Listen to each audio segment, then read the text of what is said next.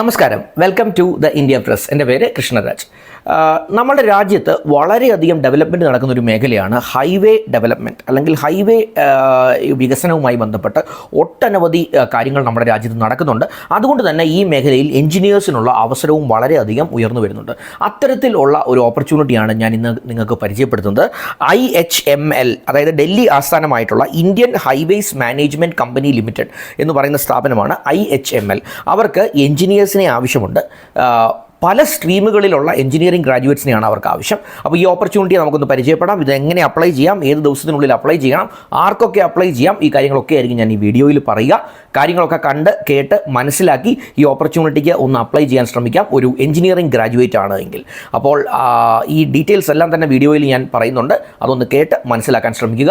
Once again welcome back to this channel.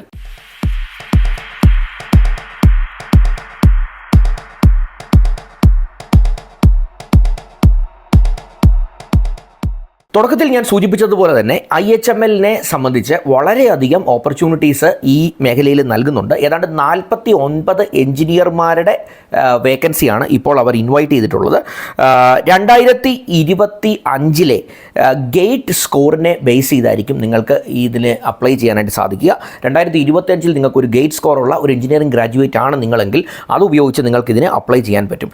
അപ്പോൾ engineer പൊസിഷനിലേക്കുള്ള salary structure ഇവർ offer ചെയ്യുന്നത് 40,000 starting മുതൽ 1,40,40,000 വരെയാണ്. 40,000 ബിഗിനിങ് സ്കെയിൽ മുതൽ അത് ഗ്രോ ചെയ്യുമ്പോൾ 1,40,000 പെർ മന്ത് നമുക്ക് സാലറി സ്ട്രക്ചർ ഇവർ ഓഫർ ചെയ്യുന്നുണ്ട്.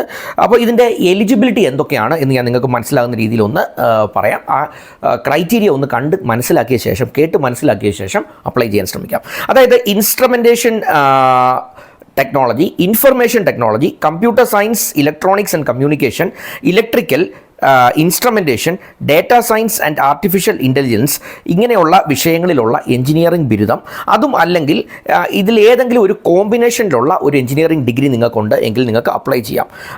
Computer science and instrumentation technology, electronics and communication engineering, electrical engineering, instrumentation engineering, data science and artificial intelligence, ഇതിൽ നേടിയ 2025 നേടിയ ഒരു ഗേറ്റ് സ്കോർ ഉണ്ട് എങ്കിൽ നിങ്ങൾക്ക് അപ്ലൈ ചെയ്യാം.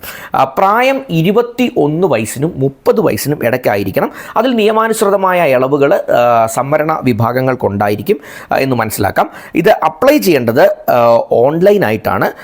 നിങ്ങൾ ഓൺലൈനായിട്ട് അപ്ലൈ ചെയ്യേണ്ട ലിങ്ക് ഞാൻ ഡിസ്ക്രിപ്ഷനിൽ ഇടാം. അതിൽ കയറി നിങ്ങൾ ഈ കാര്യങ്ങൾ ഒന്ന് മനസ്സിലാക്കി ഈ വേക്കൻസിയെക്കുറിച്ചും ഇതിലെ അവസരങ്ങളെക്കുറിച്ചും കൃത്യമായി ഒന്ന് മനസ്സിലാക്കിയ ശേഷം നിങ്ങൾക്ക് പറ്റുന്ന ഒരു വേക്കൻസി ആണോ എന്ന് നോക്കിയതിന് ശേഷം നിങ്ങൾക്ക് ഒന്ന് അപ്ലൈ ചെയ്യാനായിട്ട് ശ്രമിക്കാം.